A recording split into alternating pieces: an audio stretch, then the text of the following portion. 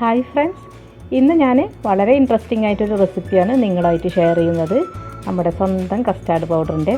അപ്പോൾ ഈ കസ്റ്റാർഡ് പൗഡറൊക്കെ നമ്മൾ കടയിൽ നിന്ന് വാങ്ങിച്ചിട്ടായിരിക്കും വീട്ടിൽ കസ്റ്റാർഡ് ഉണ്ടാക്കാറ്. പക്ഷേ ഇനി അതൊന്നും വേണ്ട, നമുക്ക് വീട്ടിൽ തന്നെ ഒരു 2 മിനിറ്റ് കൊണ്ട് കസ്റ്റാർഡ് പൗഡർ ഉണ്ടാക്കിയെടുക്കാം.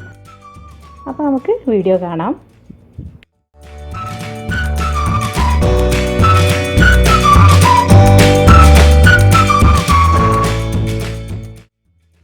അപ്പോൾ നമുക്ക് കസ്റ്റാർഡ് പൗഡർ ഉണ്ടാക്കിയെടുക്കാം. അതിന് വേണ്ടിയിട്ട് ഒരു മിക്സിയുടെ ജാറിലേക്ക് 1/2 കപ്പ് പഞ്ചസാര ഇട്ട് കൊടുത്തിട്ട് നന്നായിട്ടൊന്ന് പൊടിച്ചെടുക്കണം. നല്ല ഫൈനായിട്ട് പൊടിക്കണം. ഇപ്പോൾ കണ്ടോ, ഞാൻ നന്നായിട്ട് പൊടിച്ചെടുത്തിട്ടുണ്ട്. ഇനി പൊടിച്ച പഞ്ചസാരയിലേക്ക് നമുക്ക് ഒരു 3 ടേബിൾ സ്പൂൺ മിൽക്ക് പൗഡർ ചേർത്ത് കൊടുക്കാം. പിന്നെ വേണ്ടത് കോൺഫ്ലവർ ആണ്. കോൺഫ്ലവർ ഞാനിവിടെ ഒരു 4 ടേബിൾ സ്പൂൺ ചേർത്ത് കൊടുക്കുന്നുണ്ട്. ഇനി ഞാനിവിടെ ഫ്ലേവറിന് വേണ്ടിയിട്ട് വാനില എസൻസ് ആണ് ചേർക്കുന്നത്. അപ്പോൾ നമ്മുടെ ഇഷ്ടത്തിനനുസരിച്ച് ഫ്ലേവർ മാറ്റി കൊടുക്കാം കേട്ടോ.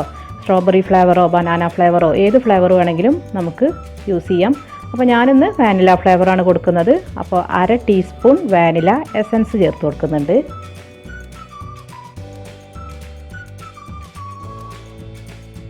ഇനി ഞാൻ ചേർക്കുന്നത് യെല്ലോ ഫുഡ് കളറാണ്. ലിക്വിഡായിട്ടുള്ള യെല്ലോ ഫുഡ് കളർ ഒരു 1/4 ടീസ്പൂണോളം ചേർക്കുന്നുണ്ട്. അപ്പോൾ ഇത് തികച്ചും ഓപ്ഷണലാണ്. ഞാനിത് ഫോട്ടോ എടുക്കുമ്പോൾ കുറച്ച് ഭംഗിക്ക് വേണ്ടിയിട്ട് മാത്രമാണ് ഈ ഫുഡ് കളർ ചേർത്തത്. അപ്പോൾ നമ്മൾ വീട്ടിൽ ചെയ്യുകയാണെങ്കിൽ ഈ ഫുഡ് കളർ വേണ്ട കേട്ടോ. ഫുഡ് കളർ ഇല്ലാതെ തന്നെ നമുക്ക് ചെയ്യാം. ടേസ്റ്റിന് ഒട്ടും വ്യത്യാസം വരില്ല. ആ ഒരു മഞ്ഞ കളർ കിട്ടൂല എന്നേ ഉള്ളൂ. ഒരു വൈറ്റ് കളറിലായിരിക്കും അത് കിട്ടുക. പക്ഷേ ടേസ്റ്റ് ഒട്ടും മാറിപ്പോവില്ല. അപ്പോൾ നമ്മൾ ഈ കസ്റ്റാർഡൊക്കെ ഉണ്ടാക്കുമ്പോൾ കുട്ടികളായിരിക്കും കൂടുതൽ ഇത് കഴിക്കുക. അപ്പോൾ എപ്പോഴും നമ്മൾ ഈ ഫുഡ് കളർ അവോയ്ഡ് ചെയ്യുക. അപ്പോൾ ഇനി ഇതെല്ലാം കൂടെ ചേർത്തിട്ട് നന്നായിട്ടൊന്ന് ബ്ലെൻഡ് ചെയ്തെടുക്കണം. ഒന്ന് യോജിച്ച് വരണം, അത്ര മാത്രമേ നമ്മൾ ഉദ്ദേശിക്കണുള്ളൂ. അപ്പോൾ നന്നായിട്ടിത് യോജിച്ച് വന്നിട്ടുണ്ട്. ഇനി ഇത്രയേ ഉള്ളൂ, നമ്മുടെ കസ്റ്റാർഡ് പൗഡർ ഇവിടെ റെഡി ആയിട്ടുണ്ട്. ഇനി ഒന്നുമില്ല, ഇത് നല്ലൊരു എയർ ടൈറ്റ് കണ്ടെയ്നറിലാക്കിയിട്ട് സൂക്ഷിച്ച് വെക്കാം. എത്ര ദിവസം വേണമെങ്കിലും കേടുകൂടാണ്ടിരിക്കും.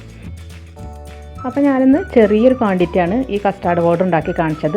ഇത് 1 ലിറ്റർ പാൽ വെച്ചിട്ട് കസ്റ്റാർഡ് ഉണ്ടാക്കാനുള്ളൊരു അളവേ ഉള്ളൂ കേട്ടോ. അപ്പോൾ ഞാൻ എന്തായാലും ഒരു 1/2 ലിറ്റർ പാൽ വെച്ചിട്ട് ഒരു കസ്റ്റാർഡ് ഉണ്ടാക്കിയെടുക്കുന്നുണ്ട്. ഇതിൻ്റെ ഒരു പകുതി എടുത്തിട്ട് അതിൻ്റെ ഒരു തിക്നെസ് എത്ര ഉണ്ടെന്ന് നിങ്ങളെ കാണിക്കാൻ വേണ്ടിയിട്ട് മാത്രം. നമ്മൾ കസ്റ്റാർഡ് പൗഡർ ഉണ്ടാക്കിയപ്പോൾ നമ്മൾ പഞ്ചസാര ചേർത്തിട്ടാണ് ഉണ്ടാക്കിയത്. എങ്കിലും നമ്മൾ ഫ്രൂട്ട് സലാഡൊക്കെ ഉണ്ടാക്കുമ്പോൾ കുറച്ചും കൂടെ മധുരത്തിൻ്റെ ആവശ്യം വരും. കാരണം നമ്മളിത് തണുപ്പിച്ചിട്ടല്ലേ കഴിക്കുക. അപ്പോൾ ഞാൻ ഈ കസ്റ്റാർഡ് ഉണ്ടാക്കിയപ്പോൾ ഒരു 2 ടേബിൾ സ്പൂൺ കണ്ടൻസ്ഡ് മിൽക്കും കൂടെ ചേർത്തിട്ടാണ് ഉണ്ടാക്കിയെടുത്തത്.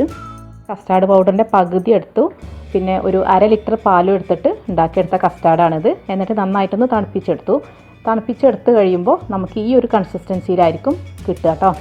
ഇനി ഇതിലേക്ക് ഫ്രൂട്ട്സൊക്കെ കട്ട് ചെയ്തിട്ട് നമുക്ക് ഫ്രൂട്ട് സലാഡാക്കി എടുക്കാം. അപ്പോൾ എല്ലാവരും ഇതൊന്ന് ട്രൈ ചെയ്ത് നോക്കുമല്ലോ അല്ലേ. നമ്മുടെ വീട്ടിലുള്ള സാധനങ്ങൾ വെച്ചിട്ട് തന്നെ നമുക്ക് കസ്റ്റാർഡ് പൗഡർ ഉണ്ടാക്കിയെടുക്കാം.